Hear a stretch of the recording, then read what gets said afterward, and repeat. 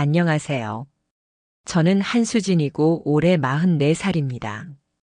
제가 이 이야기를 들려드리는 이유는 아마도 여러분도 한 번쯤은 상상해 보셨을 그 순간, 그 기적 같은 순간을 제가 실제로 경험했기 때문일 거예요.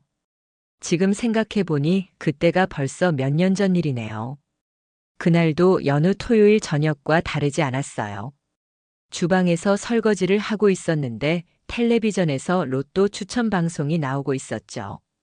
평소처럼 한 귀로 듣고 한 귀로 흘리면서 그릇을 닦고 있었는데 문득 제가 이번 주에 산 번호가 무엇이었는지 기억이 안 나더라고요. 지갑에서 로또 용지를 꺼내 들고는 방송을 다시 봤어요.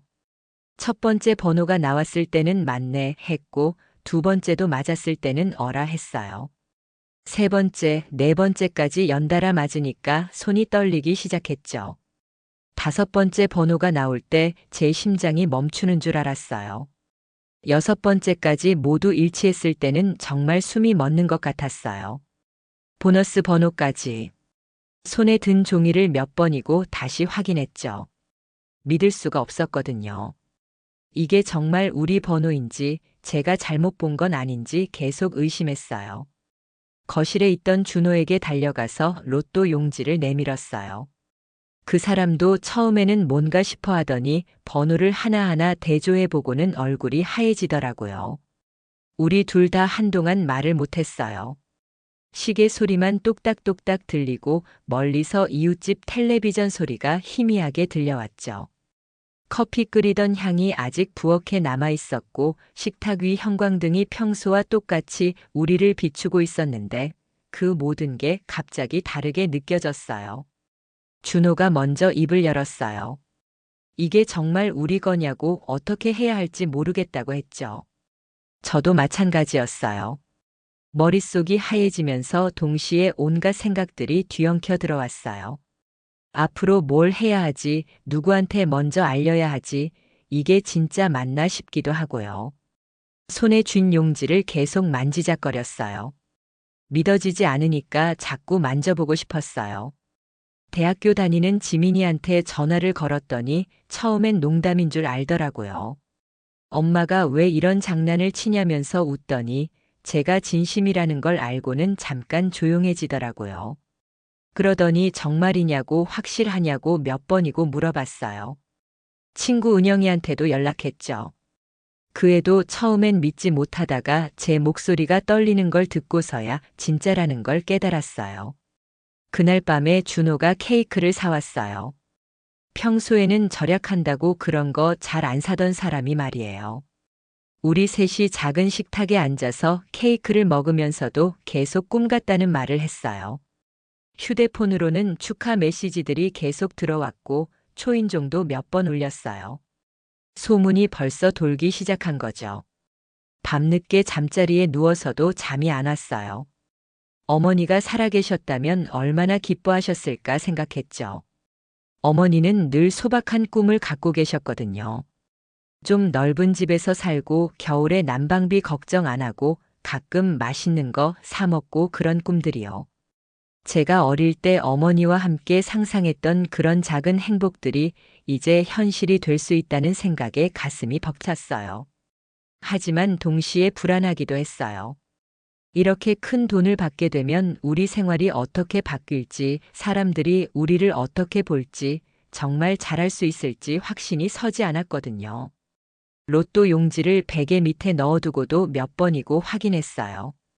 사라지지 않았나, 번호가 바뀌지 않았나 하면서요. 당첨 확인을 하러 갔던 그 다음 주부터 모든 게 달라지기 시작했어요. 처음에는 기분이 좋았죠. 사람들이 축하해주고 부러워하는 시선들이 나쁘지 않았거든요. 직장에서도 동료들이 한턱 내라면서 웃으며 다가왔고 동네 사람들도 지나가면서 인사를 건네곤 했어요. 그런데 일주일이 지나면서 뭔가 이상해지기 시작했어요. 전화벨이 하루 종일 울려댔어요.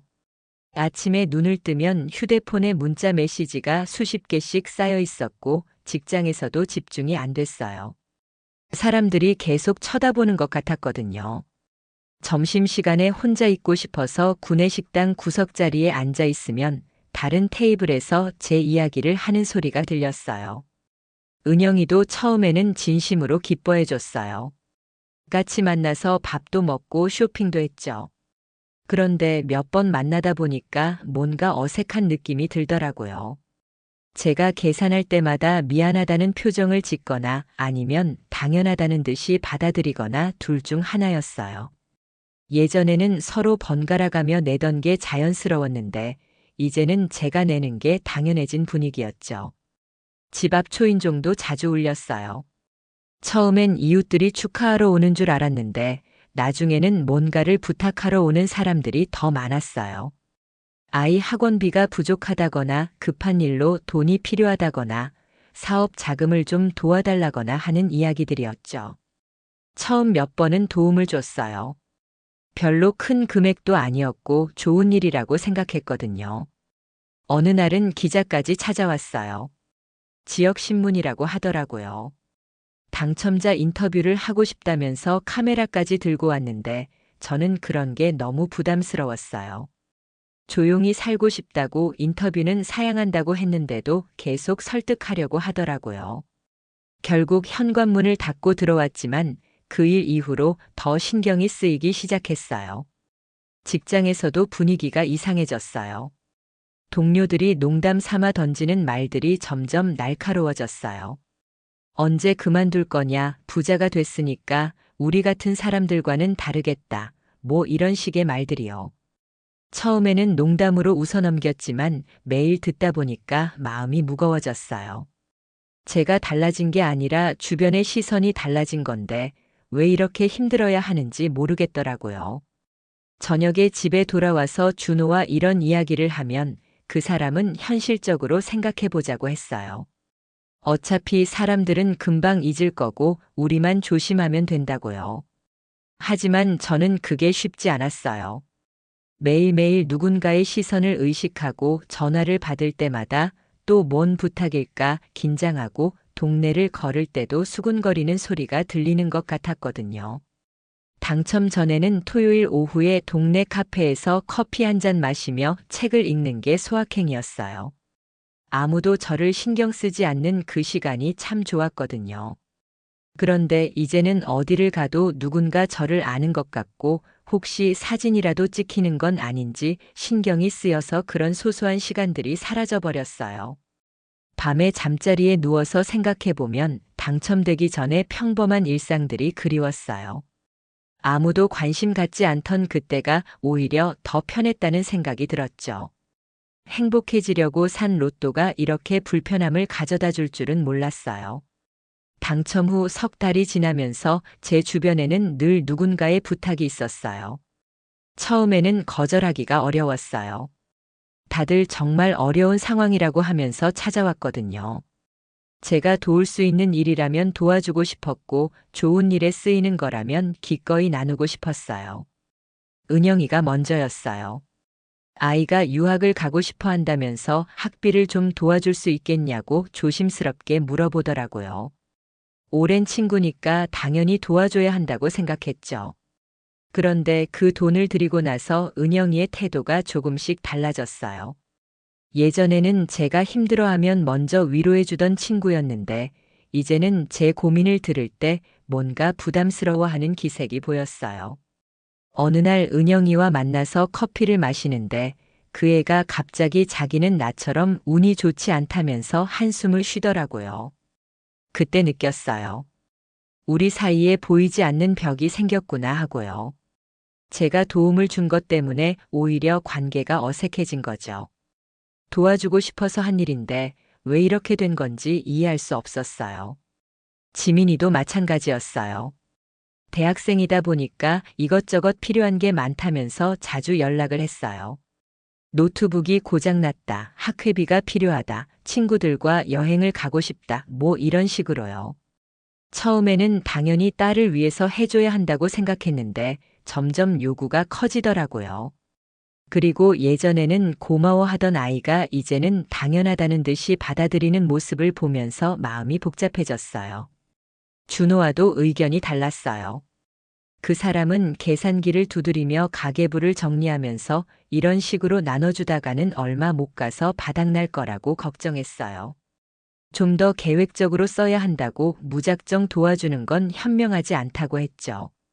저는 그런 말이 너무 차갑게 느껴졌어요.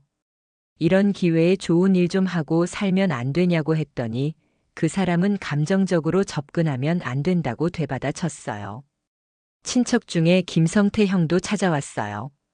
평소에는 연락도 잘 안 하던 분인데 갑자기 안부를 묻더니 사업이 어려워서 자금이 좀 필요하다고 하더라고요. 가족끼리 서로 도와야 한다면서 나중에 꼭 갚겠다고 약속했어요. 거절하기 어려운 분위기였어요. 혈육이니까 도와달라는 말을 어떻게 거절하겠어요. 그런데 돈을 드리고 나서 몇 주가 지나도 연락이 없더라고요. 안부 전화를 드려봐도 바쁘다면서 대충 넘어가고 언제쯤 상황이 나아질지 물어봐도 애매하게 대답하시더라고요. 그때부터 의심이 들기 시작했어요. 정말 어려운 상황이었던 건지 아니면 그냥 쉽게 돈을 얻을 수 있다고 생각해서 온 건지 모르겠더라고요. 탁자 위에는 늘 계산서들이 놓여 있었어요. 누구에게 얼마를 보냈는지, 언제까지 돌려받기로 했는지 적어둔 메모들이요. 휴대폰에는 송금 내역들이 쌓여갔고 통장 잔고는 생각보다 빨리 줄어들었어요. 처음에는 나눔의 기쁨이라고 생각했던 게 언제부턴가 부담이 되기 시작했어요. 어느 날 밤 혼자 앉아서 생각해 봤어요. 어릴 때 어머니께서 어려운 이웃을 도와주시던 모습이 떠올랐어요. 그때는 우리도 넉넉하지 않았는데도 쌀이나 반찬을 나눠주시곤 했죠. 하지만 그때와 지금은 뭔가 달랐어요. 어머니의 나눔은 자연스럽고 따뜻했는데 지금 제가 하는 일은 왜 이렇게 무겁게 느껴지는 걸까요? 사람들이 저에게 접근하는 방식이 달라진 게 가장 힘들었어요.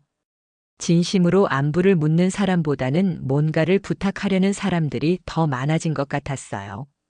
그리고 제가 거절하면 서운해하거나 도와주면 당연하게 여기는 반응들이 점점 지쳐갔어요. 나눔이라는 게 이렇게 어려운 일인 줄 몰랐어요. 당첨 후 반년 정도 지났을 때 준호가 금융 상담을 받아보자고 제안했어요. 이렇게 계속 나눠주기만 하면 안 된다고 전문가의 도움을 받아서 제대로 관리해보자고 했죠. 사실 저도 그 생각에 동의했어요. 돈이 생각보다 빨리 줄어드는 게 걱정됐거든요. 박태현이라는 금융 상담사를 소개받았어요. 깔끔한 정장을 입고 명함을 건네주는데 뭔가 믿음직해 보였어요. 상담실도 고급스러웠고 벽에 걸린 자격증들과 수상 내역들이 전문성을 보여주는 것 같았죠. 처음 만났을 때 그분이 하신 말씀이 아직도 기억나요. 목돈을 그냥 두면 안 된다고, 인플레이션 때문에 가치가 계속 떨어진다고 하시면서 여러 가지 투자 상품을 설명해 주셨어요. 설명을 듣는데 용어들이 너무 어려웠어요. 수익률이니 리스크니 포트폴리오니 하는 말들이 머릿속에 잘 들어오지 않았죠. 그래도 전문가니까 믿고 따라야 한다고 생각했어요. 준호도 옆에서 고개를 끄덕이면서 좋은 기회 같다고 했고요. 첫 투자는 안전하다고 하는 상품부터 시작했어요. 원금 보장에 적당한 수익률을 보장한다고 하더라고요. 계약서에 서명할 때 조금 떨렸지만 박태현 상담사가 친절하게 설명해 주니까 안심이 됐어요. 그분 말로는 이런 상품으로 시작해서 경험을 쌓은 다음에 더 좋은 투자 기회를 찾아보자고 했어요. 몇 달 동안은 괜찮았어요. 매달 수익률 보고서가 왔고 생각보다 나쁘지 않은 결과였죠. 그런데 박태현 상담사가 더 큰 수익을 낼 수 있는 상품이 있다면서 추가 투자를 권했어요. 지금까지 경험해본 결과 제가 투자의 소질이 있는 것 같다고 좀 더 적극적으로 해봐도 된다고 했어요. 그때부터 복잡해지기 시작했어요. 해외 펀드, 부동산 투자, 주식 등등 여러 가지 상품에 돈을 나눠서 넣게 됐거든요. 매일 아침에 일어나면 계좌를 확인하는 게 습관이 됐어요. 어떤 날은 수익이 나고 어떤 날은 손실이 나고 그 변동폭이 생각보다 크더라고요. 준호와 저녁 식탁에서 재무 이야기를 하는 일이 늘어났어요.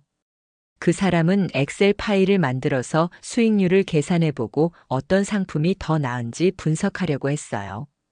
저는 그런 계산이 어려웠는데 준호는 점점 더 적극적으로 투자하자고 주장했어요. 박태현 상담사도 그런 준호의 의견에 동조했고요. 밤에 혼자 컴퓨터 앞에 앉아서 투자 현황을 보면 머리가 복잡했어요. 당첨 직후에는 그냥 안전하게, 평온하게 살고 싶다고 생각했는데 언제부턴가 더 많은 수익을 내야 한다는 압박감이 생겼어요. 박태현 상담사는 계속 새로운 기회가 있다면서 연락을 했고 준호도 남들은 다 이렇게 한다면서 저를 설득했어요. 그런데 뭔가 이상했어요. 처음에 약속했던 수익률과 실제 결과가 다른 경우가 많았어요. 물어보면 시장 상황 때문이라고 하거나 장기적으로 보면 괜찮다고 하면서 넘어가더라고요. 계약서를 다시 읽어봐도 복잡한 조건들이 너무 많아서 정확히 이해하기 어려웠어요. 친척 김성태 형한테서도 연락이 왔어요. 자기가 알고 있는 좋은 투자처가 있다면서 가족끼리 함께 해보자고 하더라고요. 부동산 관련 사업이라고 하는데 수익률이 상당히 좋다고 했어요. 박태현 상담사는 그런 개인적인 투자는 위험하다고 말렸지만 김성태 형이 계속 연락해서 부담스러웠어요. 어느 날 밤 당첨 직후에 꿈꾸었던 소박한 행복을 떠올렸어요. 좀 넓은 집에서 살고 난방비 걱정 없이 지내고 가끔 맛있는 것 사 먹는 그런 단순한 꿈들이요. 그런데 지금은 매일 계좌 잔고를 확인하고 수익률을 계산하고 새로운 투자 기회를 찾는 복잡한 게임 속에 빠져 있었어요. 이게 정말 제가 원했던 삶인지 의문이 들었어요. 당첨 후 1년쯤 지났을 때 제가 두려워했던 일들이 현실이 되기 시작했어요. 가장 먼저 알아차린 건 친척 김성태 형이 연락이 안 된다는 것이었어요. 부동산 투자 건으로 꽤 큰 돈을 맡겼는데 갑자기 전화를 받지 않더라고요. 처음에는 바쁜가 보다 했는데 한 달이 지나도 연락이 없으니까 불안해지기 시작했어요. 직접 찾아가 보니까 사무실은 텅 비어 있었어요. 건물 관리 사무소에서도 언제 나갔는지 모르겠다고 하더라고요. 그제야 제대로 된 사기를 당했다는 걸 깨달았죠. 머리가 하얘지면서 동시에 화가 치밀었어요. 가족이라고 혈육이라고 믿었는데 이렇게 속일 수 있나 싶었거든요. 박태현 상담사한테 상황을 말했더니 개인적인 투자는 본인이 말렸다면서 안타까워 하더라고요. 그러면서 이런 일이 있을 때일수록 전문가의 도움이 필요하다고 손실을 만회할 수 있는 투자 상품이 있다고 했어요. 그때 저는 판단력이 흐려져 있었던 것 같아요. 잃은 돈을 되찾고 싶은 마음에 그의 제안을 따랐죠. 하지만 상황은 더 나빠졌어요. 박태현 상담사가 추천한 상품들에서도 손실이 나기 시작했거든요. 처음에는 일시적인 현상이라고 했는데 몇 달이 지나도 회복되지 않았어요. 더 심각한 건 제가 투자한 일부 상품들이 실제로는 존재하지 않는 거였다는 사실이었어요. 어느 날 밤에 인터넷으로 투자 현황을 확인하려는데 사이트에 접속이 안 되더라고요. 다음 날 박태현 상담사한테 연락했더니 전화를 받지 않았어요. 사무실로 찾아가니까 그곳도 비어 있었고요. 김성태 형과 똑같은 상황이 반복된 거예요. 그때 느꼈던 절망감은 정말 말로 표현할 수 없었어요. 준호와 둘이 앉아서 피해 규모를 계산해 봤어요. 김성태 형한테 넘어간 돈, 박태현의 투자로 잃은 돈, 그 외에 확인할 수 없는 손실들까지 합치니까 당첨금의 절반 이상이 사라져 있었어요. 준호는 제가 너무 성급했다고 왜 자기 말을 듣지 않았냐고 화를 냈어요. 하지만 투자를 적극적으로 하자고 한 것도 그 사람이었는데 이제 와서 제 탓만 하는 게 억울했어요. 늦은 밤에 혼자 통장 내역을 들여다보면서 한숨만 나왔어요. 당첨 직후에 가족들과 친구들에게 나눠준 돈, 투자로 잃은 돈, 사기로 사라진 돈들을 생각하니까 정말 바보 같았어요. 왜 그때 조금씩 조심스럽게 쓰지 않았을까? 왜 사람들을 너무 쉽게 믿었을까 하는 후회가 밀려왔어요. 지민이한테는 차마 말할 수가 없었어요. 그 애는 아직도 엄마가 부자라고 생각하고 있었거든요. 대학원을 가고 싶다면서 학비 이야기를 할 때마다 마음이 무거웠어요. 은영이도 마찬가지였어요. 최근에 또 다른 부탁을 하려는 눈치였는데 어떻게 사정을 설명해야 할지 모르겠더라고요. 당첨 초기에 맺었던 약속들이 하나하나 부담으로 다가왔어요. 도와주겠다고 했던 사람들, 정기적으로 지원하기로 했던 일들, 앞으로의 계획들까지 모든 게 흔들리기 시작했어요. 제가 너무 많은 사람들에게 기대를 주었구나 하는 생각에 죄책감이 들었어요. 밤마다 잠이 오지 않았어요. 눈을 감으면 김성태 형의 얼굴이나 박태연의 미소가 떠올랐어요. 어떻게 그런 얼굴로 저를 속일 수 있었을까? 제가 뭘 잘못했기에 이런 일을 당해야 하는 걸까 하는 생각들이 머릿속을 맴돌았어요. 가끔은 제가 로또에 당첨되지 않았다면 좋았을 거라는 생각까지 들었어요. 사람을 믿는다는 게 이렇게 어려운 일인 줄 몰랐어요. 누가 진심이고 누가 저를 이용하려는 건지 구분할 수 없게 됐거든요. 모든 사람이 의심스럽게 보이기 시작했고 새로운 만남이 두려워졌어요. 당첨금이 저에게 가져다 준 건 행복이 아니라 불신과 외로움이었어요. 당첨 후 2년이 지나면서 제 삶은 완전히 무너져 내렸어요. 가장 먼저 준호와의 관계가 파탄났어요. 그 사람은 제가 돈 관리를 잘못했다고 사기를 당한 것도 제 책임이라고 계속 비난했어요. 저는 그런 말을 들을 때마다 억울했지만 한편으로는 정말 제 잘못인 것 같기도 했어요. 어느 날 준호가 이혼 이야기를 꺼냈어요. 더 이상 함께 살 수 없다고, 이렇게 사는 건 서로에게 도움이 안 된다고 했죠. 그 말을 듣는 순간 가슴이 무너지는 것 같았어요. 당첨금 때문에 결혼 생활까지 잃게 될 줄은 정말 몰랐거든요. 우린 끝이야 라고 말하는 그 사람의 표정이 너무 차갑게 느껴졌어요. 설상가상으로 투자 사기건으로 소송에 휘말리게 됐어요. 박태현과 연관된 다른 피해자들과 함께 집단 소송을 진행하게 됐는데 변호사는 증거를 더 모아야 한다고 했어요. 계약서, 통화 녹음, 문자 메시지 같은 것들을 찾아보라고 하더라고요. 그런 일들을 처리하면서 하루하루가 지쳐갔어요. 더 충격적인 일은 집까지 잃을 위기에 처한 거였어요. 투자 손실을 메우려고 집을 담보로 대출을 받았었는데 그것마저 상환하기 어려운 상황이 됐거든요. 어느 날 집에 압류 예고 통지서가 날아왔어요. 그 빨간 봉투를 받아든 순간 정말 바닥에 떨어진 기분이었어요. 지민이도 상황을 알게 됐어요. 대학원 진학 계획을 포기해야 한다고 하면서 저를 원망하더라고요. 엄마가 왜 이렇게 됐냐고, 자기 미래까지 망쳐놓고 있다고 울면서 따졌어요. 그의 말이 틀리지 않았어요. 제가 잘못 판단한 일들 때문에 딸의 꿈까지 빼앗게 된 거니까요. 은영이와도 관계가 끝났어요. 제 상황을 알고 나서는 연락을 거의 하지 않더라고요. 가끔 마주치면 어색하게 인사만 하고 지나갔어요. 오랫동안 우정을 나눴던 친구였는데 돈 때문에 이렇게 멀어질 줄 몰랐어요.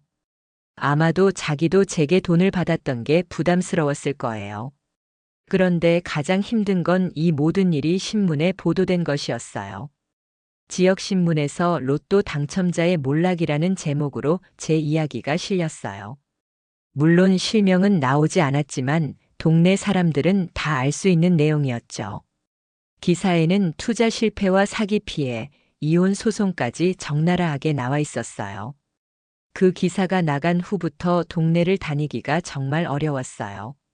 사람들이 수군거리는 소리가 들렸고 어떤 이는 대놓고 쳐다보기도 했어요. 마트에 장을 보러 가도 은행에 일을 보러 가도 시선을 의식할 수밖에 없었어요.